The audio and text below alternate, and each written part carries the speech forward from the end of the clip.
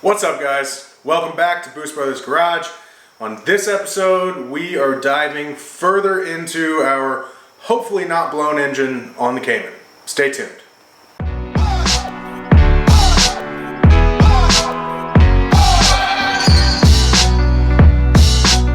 I went ahead and put together a list of potential items to look at. A lot of this is stuff that you guys suggested, and we greatly appreciate you all reaching out and giving us some ideas. This was YouTube comments, it was Instagram, it was Facebook groups, it was a lot of different people chiming in, so thank you for that. To start, we're going to go ahead and pull the belt off the front of the engine.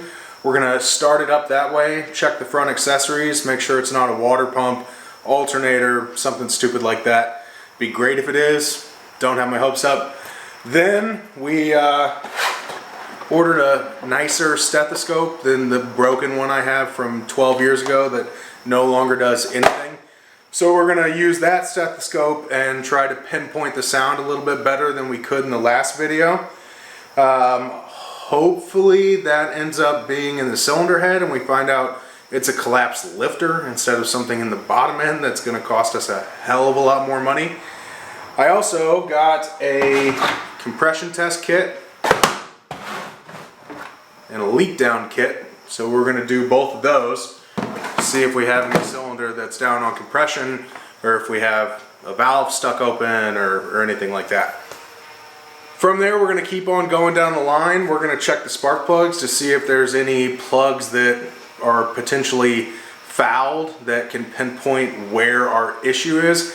Obviously that's not going to be the sound, I wouldn't guess, although one guy did say he had a loose spark plug that sounded a lot like that, so what the hell, we'll check that too. After that, we're going to go ahead and drain the oil and pull the filter. We're going to cut the filter open, we're going to look for any metal shavings, and we ordered an oil analysis kit from Blackstone. So we're going to put some oil in this guy, we're going to send it to Blackstone. They can do a full analysis and tell us exactly what's going on inside the engine. And lastly, something I'm kind of excited about, I bought a boroscope. So this thing runs off Wi-Fi. It's a camera that you can stick down into the cylinders, see what's going on in there, and it will send the video back to my iPhone where I can record it from there. And it was like 38 bucks on Amazon, so that should be fun. Well, we have a lot of stuff to do here, so let's get started with the serpentine belt. Alright guys, so we got the serpentine belt off. Now I'm going to go start the car and cross my fingers and hope that that sound is gone.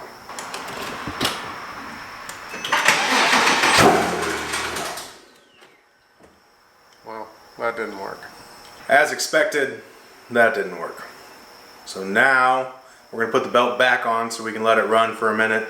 And I'll get under there with the stethoscope and try to pinpoint this thing. Stethoscope time.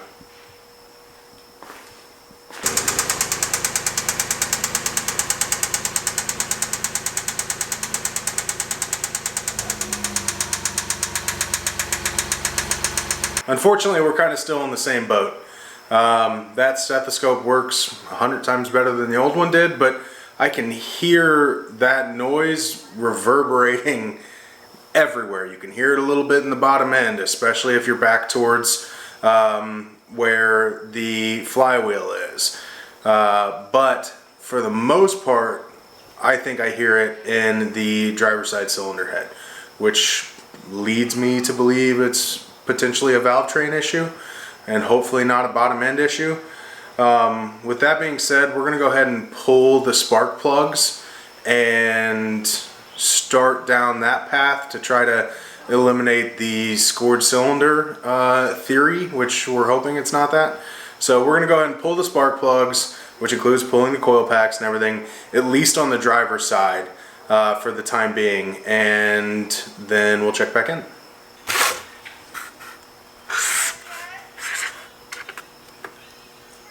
One suggestion that we need to check real quick before we pull the spark plugs. One of the guys from Flat 6 Innovations reached out after seeing the video, and he thinks it's scored cylinders, and he said the best way to test that is to pull the DME relay, which unfortunately I can't find in this damn car, so I pulled the fuel pump relay. and to crank the car and listen if the starter has some interruption, instead of just being a smooth rotation. And he said that that's a good indication that scored cylinders are the problem.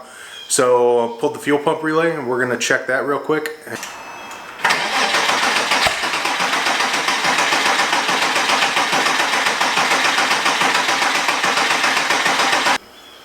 I don't know if that's good or bad, but hopefully the gentleman from Flat 6 watches again and can tell us. Alright guys, we've got the 3 spark plugs here. As you can tell, one of them is extremely wet with fuel. The other 2 look to be in good condition. We just changed these plugs like 1,000 miles ago. This was the middle cylinder. I don't fully know what to think of that just yet, but we're gonna focus our efforts on this cylinder for now. Cylinder number 4, compression test. Okay. Cylinder number 5, compression test.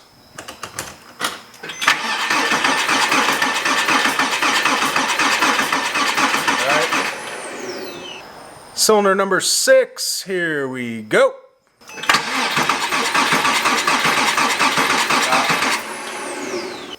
For those of you keeping score, here we are. We had 210, 205, 210. The number 5 cylinder is the one that had the spark plug that was really wet with fuel. It was down 5 psi on compression, so that's negligible, nothing serious.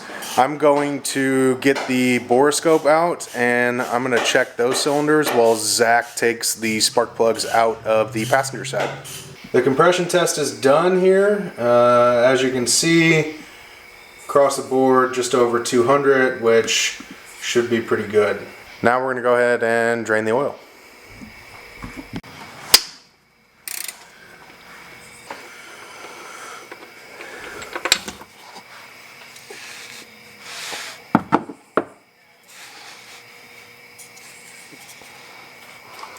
Oh, fuck.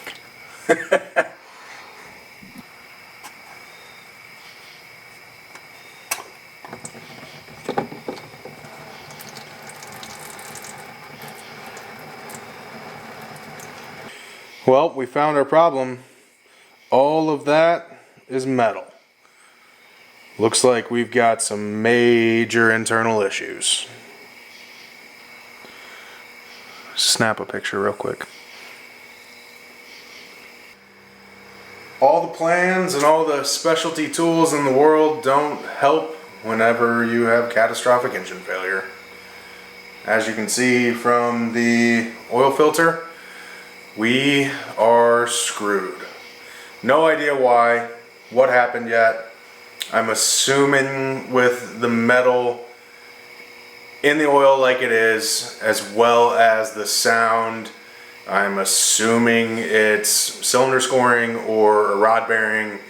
If I had to guess, rod bearing, but people that know a lot more than me said 100% just after hearing it that it's cylinder scoring. So either way, it's a complete loss. Zach's not talking because it's his complete loss, and it's a very expensive one. What comes next? I don't know. We've got some talking to do. We definitely don't have the money right now to replace a Porsche engine, so we've got some time to figure it out. Cayman build's going on hold for a little while, for sure.